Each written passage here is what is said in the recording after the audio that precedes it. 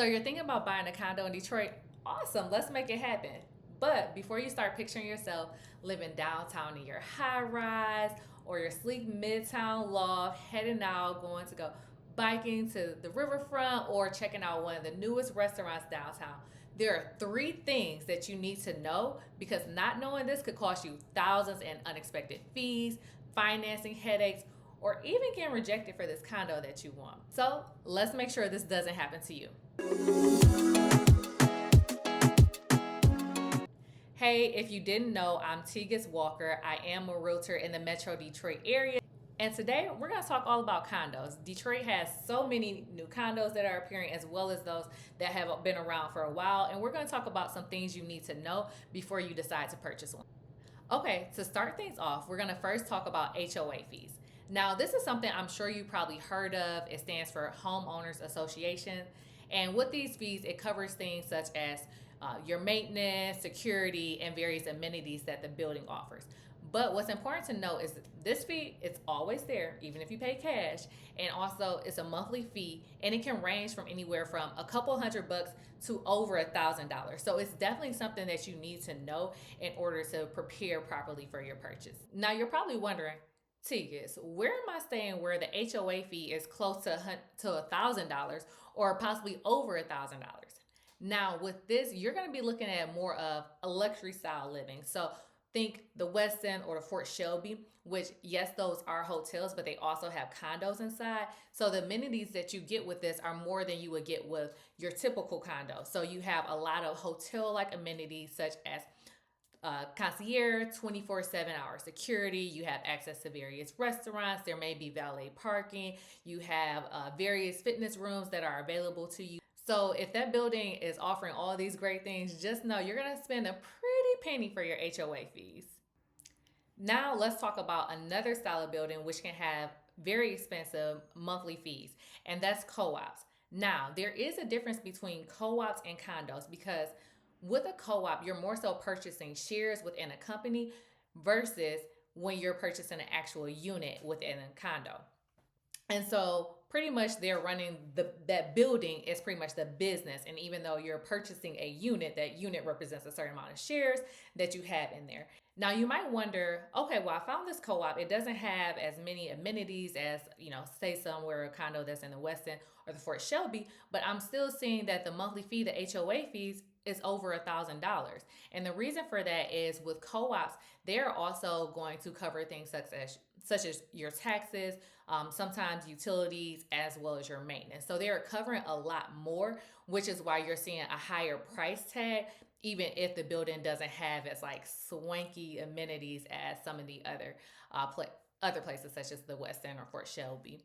Also, something else to keep in mind with co-ops is sometimes you will have to get approval from a board. So they want to see your proof of funds. They want you to apply. You're going to go meet with them. They will vote to decide if they would like you to become an owner. And in cases you can be rejected. I actually did have a client who was rejected. So that's something else that you need to take into consideration. Of course, they all have various rules and there are numerous different factors that they consider when deciding if they would like for someone to be able to purchase a unit in that co-op. So again, when you first start looking, check to make sure, is this a condo townhome or is it a co-op? That's a big thing. And then also take a look into, okay, now how much are the HOA fees and what comes with it? Okay, the next thing we have to talk about is how to pay for it. So the biggest thing you need to know with condos are some condos are warrantable and there are others who are non-warrantable. If the condo is warrantable, that's great. That means the condo meets the guidelines for Fannie Mae and Freddie Mac, meaning you can get your traditional financing for it. So let's think your typical FHA or conventional loans with as low as 3 to 3.5% down and competitive interest rates. Now let's talk about non-warrantable condos. And the first thing I want to do is let you all know different reasons why a condo may be non-warrantable. And that could be for things such as, it could be, hey, there are too many investor-owned units in this building, or let's say the property is under litigation, or it could be that the HOA finances just are not strong and they currently do not have enough reserves. Now, when a condo isn't warrantable, this means you have to use a different type of financing product, and with these, often the down payment could be larger. So we're thinking, upwards of 20% or more, as well as really high interest rates. Now, what do you do in a case where you're like, oh my gosh, I love this condo, but it's not warrantable. So I can't use the traditional FHA conventional loan. I'm not trying to put down that much. I just want to put down the minimum and have a competitive interest rate. Don't worry, I like to be the one with solutions. So I do have a list of lenders who are experienced in financing for warrantable and non-warrantable condos, and they have mortgage products for both types that are very competitive. So even if it's non-warrantable, you could still get a mortgage product where you don't have to put down such a large down payment and you're dealing with more of a competitive interest rate. So if you're interested in this list, drop a comment, Condo Lenders, and I'll make sure I get that right over to you. Okay, and the last thing I want to talk about is NEZ tax abatement. NEZ stands for Neighborhood Enterprise Zone. And what that means for properties that are located in this zone, those units have the opportunity to qualify for the NEZ tax abatement. I want to call out the NEZ tax abatement and taxes in general because your taxes are going to increase whenever you purchase a home. Now, I can go do another video about just the uncapping of taxes and what happens when you purchase it and why do some people see this drastic increase in their property taxes even up to like a year after they purchase their home. So if you want to know more about property taxes and NEZ tax abatement, let me know in the comments and I will make sure I get a video on that as well. With the NEZ tax abatement, it will lower your property taxes a significant amount for up to 15 years. Now, I do want to make note, this does not only apply for condos, it applies for condos and single family homes. But the reason I really want to call out the NEZ tax abatement for condos is because there are a few different types of NEZ tax abatements that condos may have. And depending on the type that you have, it will impact the savings that you have. So there's one where you can save almost close to 70% versus another where you're saving about 15 to 20%.